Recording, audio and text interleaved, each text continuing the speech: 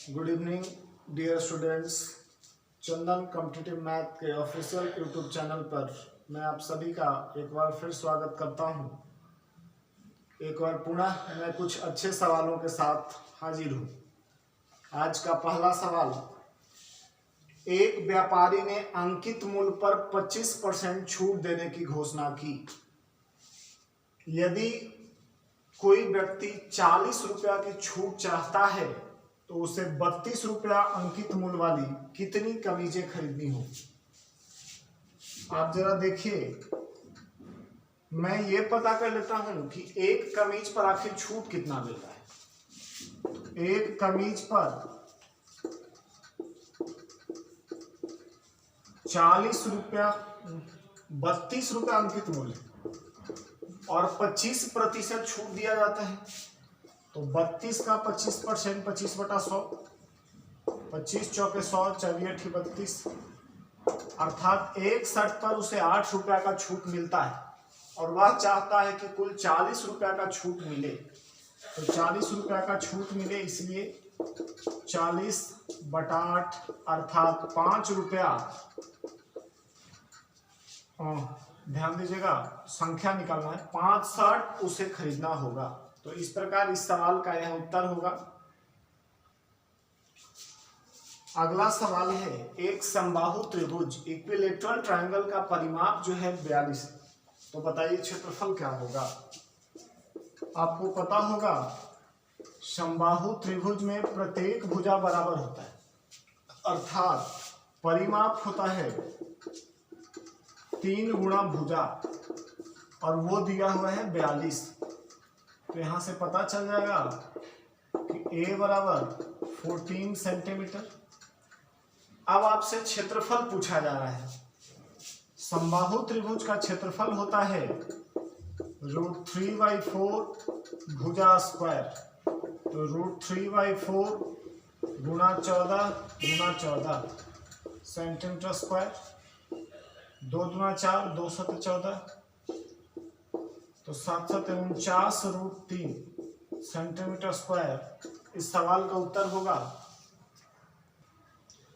अगला सवाल है, एक ट्रेन जो है 60 किलोमीटर प्रति घंटा की गति से चलकर किसी प्लेटफॉर्म को 30 सेकंड में पार कर लेती है। यदि उस ट्रेन की लंबाई 200 मीटर हो तो बताइए प्लेटफॉर्म की लंबाई कितनी होगी।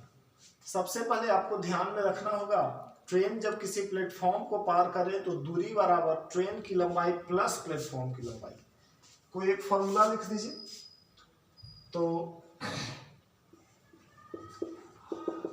चाल बराबर दूरी बटा समय। चाल है 60 किलोमीटर प्रति घंटा, मैं इसे मीटर सेकंड में बदल देता हूं, 5/18 से गुना करके। दूरी कितना, तो ट्रेन पता है 200 और प्लेटफॉर्म निकालना है, मैं उसे P मान लेता हूं। समय कितना लग रहा है, 30 सेकंड। अब हम इसे सॉल्व करेंगे तो 6 तिया 18, 6 दहा 60 और 3 दहा 30, 10 दहा 100 पचे 500। तो 200 प्लस P बराबर 500 होगा, इसलिए 500 में से 200 जाएगा, अर्थात इस प्लेटफॉर्म की लंबाई 300 मीटर होगा। अगला सवाल एलसीएम से है और बहुत ही बेहतर है। वह सबसे बड़ी संख्या कौन सी है जिससे 1356, 1868, 2764 को अगर विभाजित करें तो प्रत्येक स्थिति में समान शेष बचेगा, रिमाइंडर इक्वल होगा। इस सवाल को बनाने के लिए सबसे पहले हम इन सभी का आपस में अंतर निकालते हैं, अर्थात 1868 माइनस 2764, 1868 माइनस 1356, 2764 माइनस 1868 और 2764 माइनस 1356। 8 में से 6 गया 2, 12, 512 हो गया। 14 में से 8 गया 6, 15 में से 6 गया 9 और 26 में से 18, 896। और यहाँ 14 में 6 गया 8, 5 में से 5 गया 0 और इधर 14। अब इन सभी का माशा निकालेंगे, 512, 896 और 1408 का। तो इन सभी का जब आप माशा पता करेंगे तो यह माशा होगा 128 और वह माशा ही इस सवाल का उत्तर होगा। अगला सवाल है 3 पॉजिटिव नंबर, पहला और दूसरा। तो हमने मान लिया कि x, y, z 3 positive number है। पहला और दूसरा का गुणनफल 42 है। x गुना y बराबर 42, दूसरा और तीसरा यानी y गुना z बराबर 56 और तीसरा और पहला z गुना x बराबर 48। तो आपको बताना है कि तीसरा संख्या क्या होगा। आप सोचिए, क्या करिए, दोनों तरफ आपस में गुणा कर दीजिए। जब हम इसे गुणा करेंगे तो x में x square, y square, z square बराबर 42, 56, 48। अब यहां से x, y, z का होल स्क्वायर बराबर, हम इसे इस तरह तोड़ सकते हैं, 3 गुना 14, 4 गुना 14 और 3 गुना 16। इसलिए एक्स वाई जेड बराबर अंडर रूट करेंगे 3 और यहाँ 3 गुणा 14 गुना 14 और ये होगा 4 गुणा 16। 3 एक बार 14, 4 का वर्गमूल 2 और 16 का वर्गमूल 4, 4 गुना 8, 8 3 24 और 24 चौके 96 अर्थात 336 गुना करके होना चाहिए। लेकिन सवाल है कि तीसरी संख्या क्या है। तो तीसरी संख्या निकालने के लिए अब हम x अर्थात z निकालना है तो वैल्यू पुट करना होगा। इसलिए z बराबर हम लिख सकते हैं X Y Z upon X Y. तो एक्स वाई जेड पता चल चुका है 336 और x गुना y का वैल्यू पता है 42। अब इसे भाग दे देंगे तो तीसरी संख्या प्राप्त हो जाएगी 8। तो अगला सवाल बहुत ही आसान है। एक एकल छूट सिंगल डिस्काउंट पता करना है जो 20%, 15% और 10% के 3 सक्सेसिव डिस्काउंट के बराबर। आप इसे 2 प्रकार से हल कर सकते हैं। सबसे पहले एकल बट्टा जब 2 टर्म पता हो तब होता है x plus Y minus X Y by 100। तो पहले हम 20% और 15% का पता कर लें। तो 20 प्लस 15 माइनस 20 गुणे 15 बटा 100, यह होगा 32%। अब क्या करते हैं कि 32 के साथ इस 10 का तुलना कर देते हैं। तो फिर इसी फॉर्मूले पर 32 प्लस 10 माइनस 32 गुणे 10 बटा 100, तो 42 में से 3.2 यानी 38.8%। इसका आंसर होगा। इसे दूसरे तरीके से भी हल किया जा सकता है। आप अंकित मूल्य 100 मानकर 20%, 15%, 10% डिस्काउंट देते हुए विक्रय मूल्य प्राप्त कर लें और फिर घटा दें। तो अगला सवाल 12 तथा 18 का तीसरा समानुपात, थर्ड रेशियो क्या होगा। इसे बेसिक से हम बना सकते हैं। 12 का जो अनुपात 18 के साथ होगा, 18 का वही अनुपात किसके साथ हो। अब समानुपात का प्रॉपर्टी के हिसाब से नजदीक के 2 टर्म्स का गुणनफल बराबर होता है दूर के दोनों टर्म्स के गुणनफल।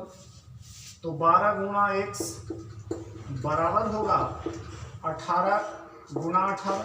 अब इसे हम सॉल्व कर दें। x बराबर 18 गुना 18 बटा 12, 6 3 18, 6 गुना 12 तो 27 आंसर आएगा। इसे आप फॉर्मूला के रूप में भी याद रख सकते हैं कि तृतीय अनुपात बराबर b² बटा a। अगला सवाल है 6 क्रमिक सम संख्या 6 कॉन्जिक्यूटिव इवन नंबर्स का औसत 25 है। इस औसत को हमेशा हम बीच में लिखते हैं। आप जरा गौर करिएगा, सवाल में सम संख्या कहा जा रहा है और 25 सम है ही नहीं, तो सबसे पहले इसके हम अगल और बगल के सम संख्याओं को लिखेंगे। 25 के बाद 26 और 25 के पहले 24।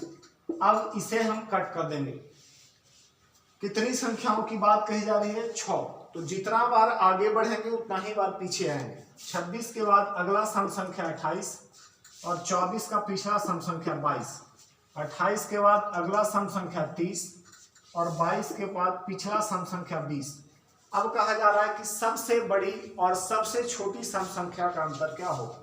तो सबसे बड़ा जो है 30 और सबसे छोटा जो है 20, इनका अंतर 10 होगा।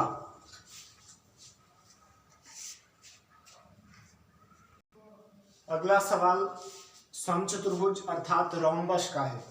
एक समचतुर्भुज के विकर्ण दिए गए। आपको प्रॉपर्टी पता होना चाहिए। समचतुर्भुज के विकर्ण एक दूसरे को समकोण पर समद्विभाजित करते हैं। ये 90 डिग्री होगा और समद्विभाजित कह रहा है कि विकर्ण का अंश 12 और 16 है। अगर पूरा विकर्ण 12 है तो ये 6 होगा और ये पूरा 16 है तो ये 8 होगा। अब आपको पता होना चाहिए किसी भी समकोण त्रिभुज में 90 डिग्री के सामने का भुजा कर्ण होता है। तो ए बी अगर मुझे पता करना है तो √6 का स्क्वायर प्लस 8 का स्क्वायर बराबर 10, अर्थात 10 सेंटीमीटर इसका भुजा होगा। तो इस तरह बेसिक से ही सॉल्व करना बेहतर होगा। तो अगला सवाल आपका बट्टा से है और एक अलग तरह के बट्टा है। किसी धनराशि पर 2.1/4 वर्ष के अंत में 2.2/3% प्रति वर्ष की दर से देय बटा 78 रुपया है, तो वह राशि ज्ञात करिएगा। तो राशि बराबर होता है बट्टा गुणा 100 बटा समय गुणा दर।